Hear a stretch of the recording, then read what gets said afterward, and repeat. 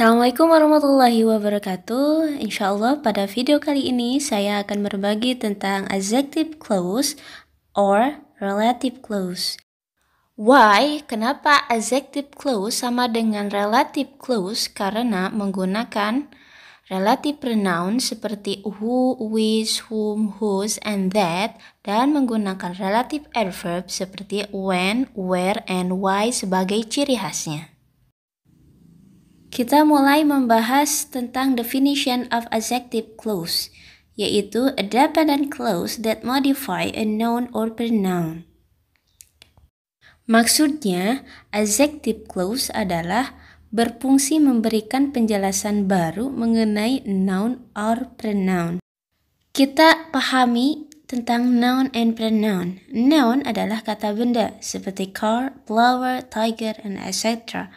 And pronoun adalah kata ganti seperti I, she, we, that, and etc. Fungsi dari relative pronoun seperti who yaitu menjelaskan noun or pronoun, tapi lebih umum digunakan untuk menjelaskan seseorang yang berada di bagian subjek. Dan whom menjelaskan noun or pronoun untuk seseorang juga, tapi lebih umum ketika menjelaskan pada posisi objek. Whose berfungsi menjelaskan posesif atau kepemilikan dari noun or pronoun. Which menjelaskan noun or pronoun, tapi lebih umum dia menjelaskan selain dari manusia atau thing, benda yang lain. That berfungsi untuk menjelaskan noun or pronoun, tapi lebih netral, bisa ke person atau seseorang atau things selain dari manusia atau seseorang. Untuk fungsi relative adverb seperti when, yaitu menjelaskan time atau waktu. Sedangkan where, menjelaskan place atau tempat. Dan yang terakhir, why, yaitu menjelaskan reason atau alasan. Example, many people who live on the island of Java were killed. Artinya, banyak orang yang tinggal di Pulau Jawa terbunuh. Di sini terdapat relative pronoun yaitu who. Who live on the island of Java merupakan adjective clause karena memberikan tambahan informasi tentang many people atau people. Tanpa relative clause, kalimat ini menjadi many people were killed. Artinya adalah banyak orang telah terbunuh. Contoh penggunaan whom. Here is the picture of the woman whom I recommended. Artinya, ini adalah gambar seorang wanita yang saya rekomendasikan. Nah, maksud dari whom di sini adalah menjelaskan dari seorang wanita yang berposisi sebagai objek dalam kalimat tersebut. Contoh penggunaan whose. I have just met the teacher whose money was stolen. Artinya, saya baru saja bertemu dengan seorang guru yang memiliki uang yang dicuri.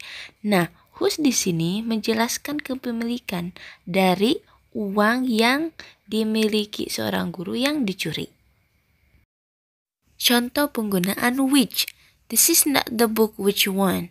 Ini bukan buku yang kamu inginkan. Setelah tadi dijelaskan bahwa which menjelaskan tentang sesuatu benda. Nah, yang dijelaskan di sini adalah the book. Oke, kali ini kita akan menjelaskan that. Ingat bahwa that menjelaskan thing and person. Jadi, bisa menjelaskan sesuatu dan seseorang.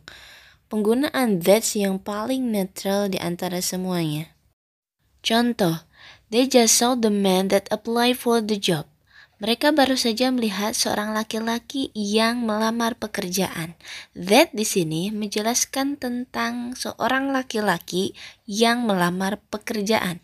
Berarti that menjelaskan person. Nah, sekarang penggunaan that untuk things.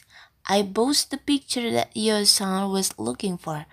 Saya telah memberi gambar yang anakmu cari. Di sini, that itu menjelaskan picture atau thing. Untuk penggunaan where. Contoh, the house where Susan was born is being repainted.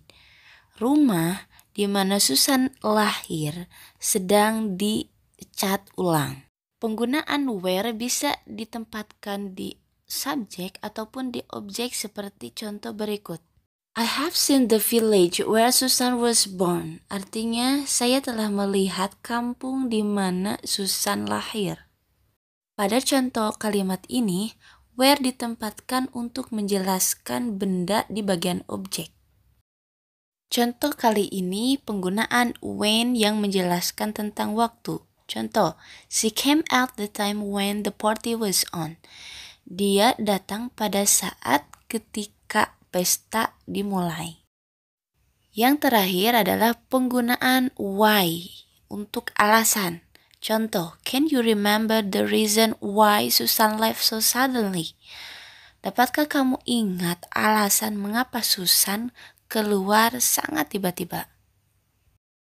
Sometimes pada adjective clause, kita akan menemukan punctuation dengan menggunakan koma. Nah, hal ini berkaitan dengan informasi yang dijelaskan, itu ada informasi penting atau restriktif, atau informasi tambahan yang tidak begitu penting atau non-restriktif. Pada kalimat restriktif, informasi dari adjective clause itu dirasa penting, maka kita tidak usah menggunakan koma. Nah, apabila dalam kalimat non-restriktif, adjective clause itu menggunakan koma, itu menjelaskan bahwa tambahannya tidak begitu penting. Untuk kalimat restrictive, the man who wrote the explosion was an eyewitness. Seorang laki-laki yang menulis the explosion merupakan seorang saksi mata. Nah, kalimat tersebut memiliki bentuk kalimat restriktif karena semua informasi dirasa penting dan esensial. Contoh kali ini tentang non-restriktif. Verbeek, who was an eyewitness, wrote about the explosion. Verbeek yang merupakan seorang saksi mata telah menulis tentang the explosion. Nah, pada kalimat ini, adjective clause dirasa tidak begitu essential.